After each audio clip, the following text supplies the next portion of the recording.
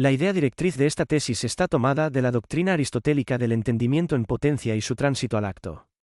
Previamente a la adquisición de la ciencia por el discípulo, hay una potencia, que son los primeros principios de todo conocimiento, que han sido adquiridos de una manera inmediata y sin necesidad de magisterio alguno. Pero esos tales principios de la ciencia no son ciencia, sino solo el substrato imprescindible para el conocimiento científico. El hábito científico empieza a existir cuando de esos principios se deducen, con los debidos razonamientos y aplicaciones, unas conclusiones verdaderas sobre cosas conocidas con certeza. Los primeros principios son la potencia activa de la adquisición de la ciencia, en el sentido de que son un principio intrínseco suficiente en sí mismo para pasar al acto. Es lo que sucede con la adquisición de la ciencia, la cual puede cumplirse por el mismo discente, sin ayuda de un agente exterior, cual sucede en lo que nuestro autor denomina invención, o con la ayuda externa de un maestro que guía el proceso de aprendizaje. Tomás compara la actividad magisterial con la de la medicina en la recuperación de la salud, pues el organismo tiene fuerza en sí para sanar, pero la medicina recetada por el médico es un instrumento eficaz también de la salud, si bien no tendría eficacia alguna si no se contara previamente con la constitución física del enfermo.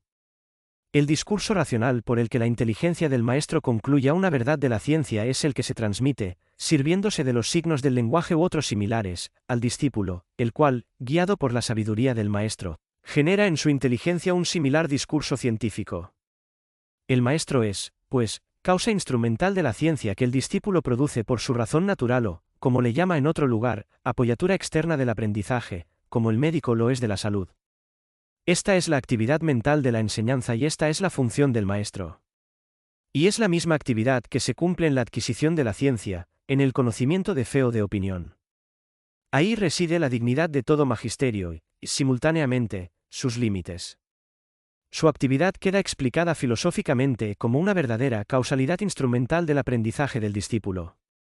Sin restar nada al Maestro Divino, de quien procede toda verdad, el Maestro humano es causa agente de los conocimientos del discípulo.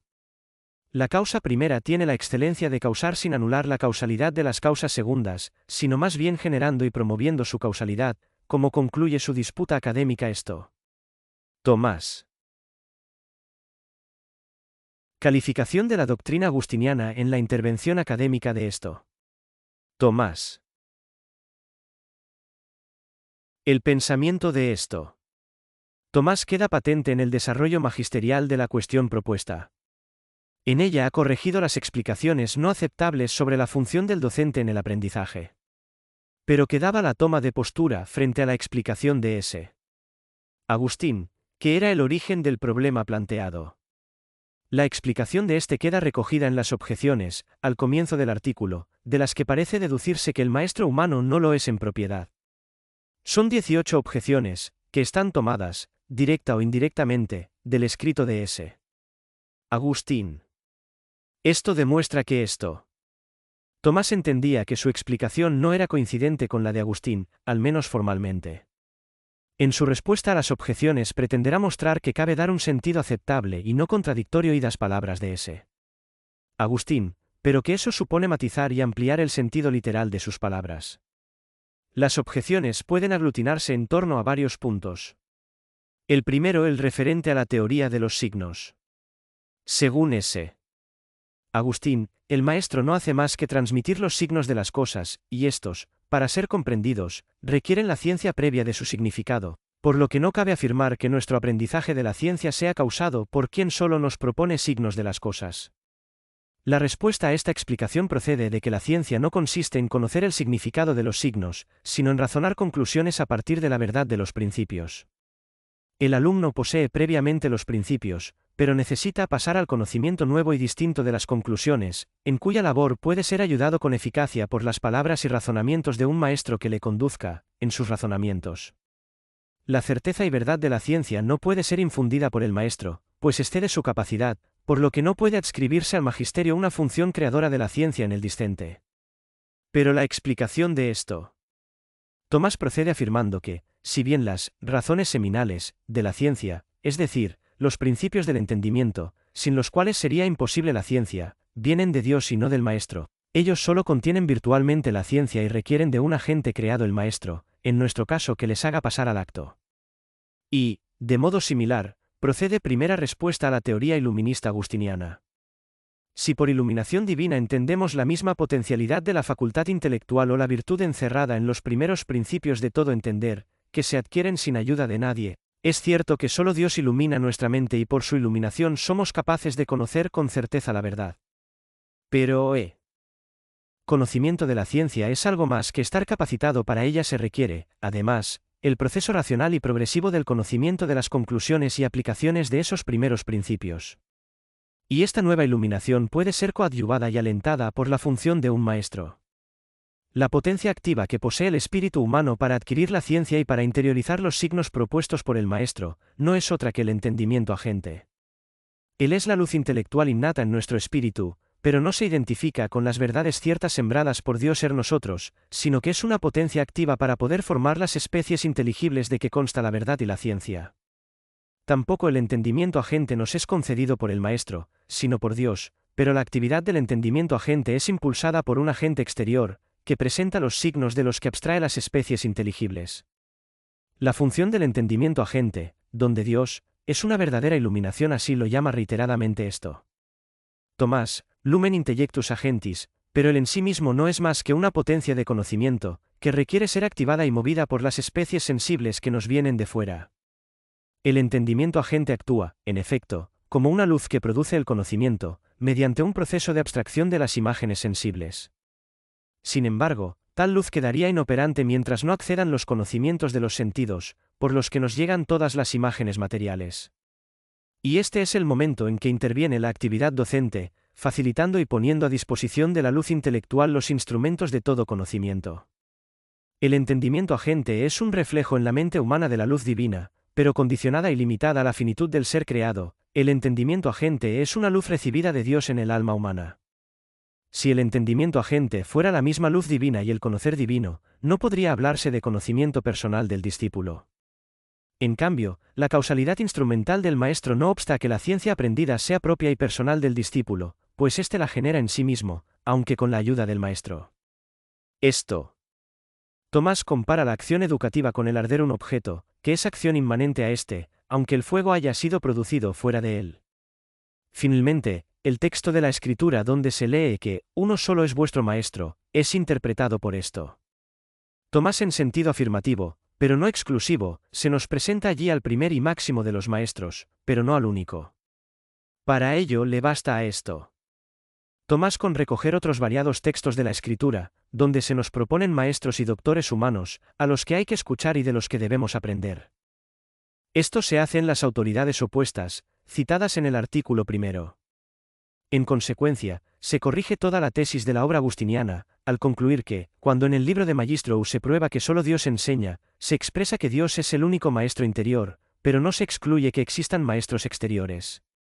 Con esta doctrina, queda perfilada la postura de esto. Tomás en nuestro problema. La luz de la inteligencia, que nos hace conocer los primeros principios, es una iluminación causada en nosotros por Dios y un como resplandor de la verdad divina en el entendimiento creado.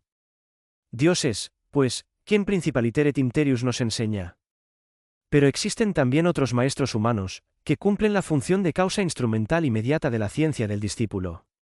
Con estas matizaciones de gran hondura filosófica acerca del proceso cognoscitivo humano, se salva también, con sumo respeto, la doctrina de S. Agustín acerca de la iluminación de la mente por Dios. Muchos historiadores de las ideas han dudado de que tal interpretación benévola responda al sentido original con que S.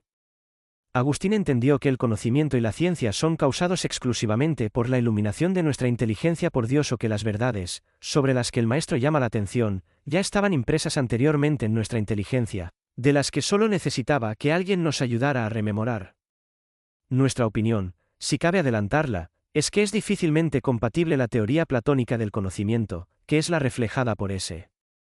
Agustín en su obra, con la doctrina de la causalidad instrumental y de la potencia activa del entendimiento agente, que es la doctrina de esto. Tomás. Pero, en todo caso, queda cumplido el propósito de esto. Tomás en su disputa académica, mostrar que cabe una interpretación aceptable de la letra de S. Agustín, aunque no tenga nada que ver con su intención original, mientras que el pensamiento de Avicena y de los neoplatónicos contemporáneos es inaceptable para un teólogo.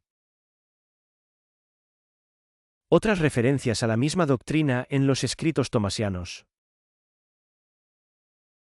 Esto. Tomás volvió otras veces sobre el mismo argumento de esta cuestión, aunque ello no significara alteración de su pensamiento. El lugar más cercano es la primera parte de la Suma de Teología. Allí el problema se plantea sobre la posibilidad de que alguien cause ciencia en otro. La exposición se encara directamente con la tesis averroísta de la unicidad del entendimiento posible de todos los hombres, lo cual haría imposible que alguien causara ciencia en otro, habría, a lo sumo, un trasvase de la misma ciencia. La otra tesis contemplada y criticada es la de los neoplatónicos, que ya había recogido en nuestra cuestión.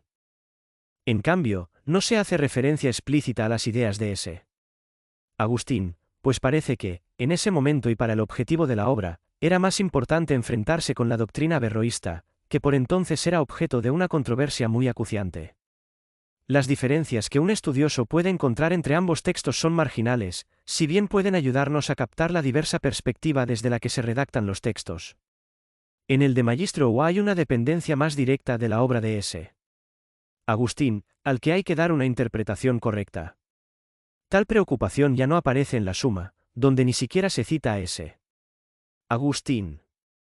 En ambos casos, la explicación se hace en clave de la doctrina aristotélica y en oposición a erróneas interpretaciones de los platónicos y de los comentaristas árabes. En cambio, en el comentario a las sentencias, cercano en el tiempo a las cuestiones de veritate, la referencia al texto de la obra de ese Agustín se hace notar y lo que allí se enseña es una matización del texto agustiniano, mientras que en las dos sumas se encara más explícitamente con el pensamiento de Averroes, que era la doctrina más inquietante en aquellas décadas. La doctrina de esto. Tomás permanece inalterada en estos dos textos, a pesar de su diverso contexto. Esta doctrina propone que en nuestra adquisición de los conocimientos hay algo que no es objeto de enseñanza. Son los primeros principios de todo conocimiento, que el entendimiento capta instantáneamente y sin proceso intelectual alguno en las primeras percepciones de los sentidos. A estos los llama el santo seminas scientiarum y primae conceptions intellectus. Sin ellos no cabe ciencia alguna. Y su autor solo puede ser Dios, que crea nuestra inteligencia y la ilumina con esas primeras especies intelectuales, que son el fundamento de toda ciencia. Pero la ciencia en sí misma es un paso nuevo, por el cual se aplican esos primeros principios a otras verdades concretas o se deducen las conclusiones ciertas que de ellos derivan. Y este proceso ya es humano, racional y personal. En este interviene o puede intervenir la instrumentalidad del maestro que desde fuera nos ayuda a producir en nuestra inteligencia esos nuevos conocimientos concretos, que llamamos ciencia, u otros similares. Esto. Tomás explica esa instrumentalidad del maestro en la adquisición de la ciencia con el ejemplo de la curación de las enfermedades. Es la persona enferma la que recupera la salud, pero es compatible la transformación física mediante la ciencia del médico, que externamente nos facilita las medicinas, las cuales activan el proceso de sanación. También es común a ambos textos la explicación de la adquisición de la ciencia por la inteligencia mediante una doble vía. La de la elaboración autónoma de las proposiciones científicas, la inventio, y la de la mediación de otro que impulsa ese proceso, la disciplina. La exposición de estos dos procesos y de su convergencia y peculiaridades puede calificarse como la teoría pedagógica de esto. Tomás. En concreto, el concepto, muy pregnante y diferenciado, de lo que llamaban disciplina, como proceso docente ajustado al filo de los procesos de recibir los conocimientos por un aprendizaje exterior. El aprendizaje es, como dice nuestro autor, un arte que imita la naturaleza. Y la misma exigencia se proyecta en lo que llamaríamos la demostración científica, la probabilidad de las opiniones y la refutación de los errores. Otros problemas abordados en esta disputa académica. La cuestión de Magistro consta de 4 artículos, de extensión y carácter distintos. El primero recoge la doctrina fundamental y nuclear en la disputa, en la que se explaya abundantemente el maestro parisiense. Los demás artículos completan la investigación sobre temas sobreañadidos, pero ya sin el horizonte impuesto por la obra de ese Agustín. El artículo segundo sirve para completar su pensamiento, pues no es lo mismo el proceso de adquisición de la ciencia por la inventio, que antes ha descrito como una vía real de adquisición de la ciencia, que la docencia magisterial. Quien adquiere la ciencia por su personal esfuerzo y estudio, no puede llamarse maestro de sí mismo. Los artículos segundo y tercero, sin referencia alguna a la obra de ese Agustín, que dio origen a la cuestión, sirven de indicio para conocer otros problemas que acuciaban la mente del joven maestro de teología. Son temas sobre los que volverá en otras obras posteriores y de manera más perfilada, pero ya comprueban una honda preocupación intelectual. En el artículo 3 tenemos esbozada la actividad de los ángeles sobre el entendimiento humano, en cuanto pueden activar las imágenes sensibles de nuestro espíritu con las que formamos nuestras ideas y conocimientos, es decir, pueden tener una causalidad superior a la de un maestro humano, sin que ello signifique restar algo a Dios, a quien debemos la luz de la inteligencia y los primeros principios de nuestra inteligencia, conocidos en virtud de esa luz infundida por Dios. Y el artículo 4 es el esbozo de una tesis que más tarde deberá defender en la vida universitaria, a saber, que la función docente es una prolongación de la vida contemplativa y que, por tanto, puede ser ejercida válidamente por religiosos, cuya dedicación primaria es la vida contemplativa. Nuestra edición. La edición leonina de las Cuestiones de Veritate ha podido ofrecernos un texto de máxima garantía en esta cuestión, pues es una de las que aparecen en el manuscrito 781 de los fondos latinos de la Biblioteca Vaticana, cuyo singular valor fue anunciado por F. Pelster, que sostuvo que era autógrafo y que, posteriormente, los miembros de la edición leonina han garantizado. Conforme a las investigaciones del editor de la edición leonina, A. Dondaine, el manuscrito es debido a la mano de uno de los secretarios de esto. Tomás, por tanto, fuente de suma garantía, que mejora el texto de las grandes ediciones anteriores de las Cuestiones disputadas de Veritate.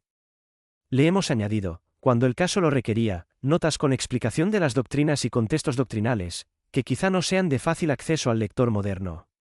La traducción procura ser ceñida al texto, pues se trata de un escrito académico y escolástico que apunta más a la precisión que a la belleza literaria. Introducción y notas explicativas de Antonio Osuna Fernández Largo.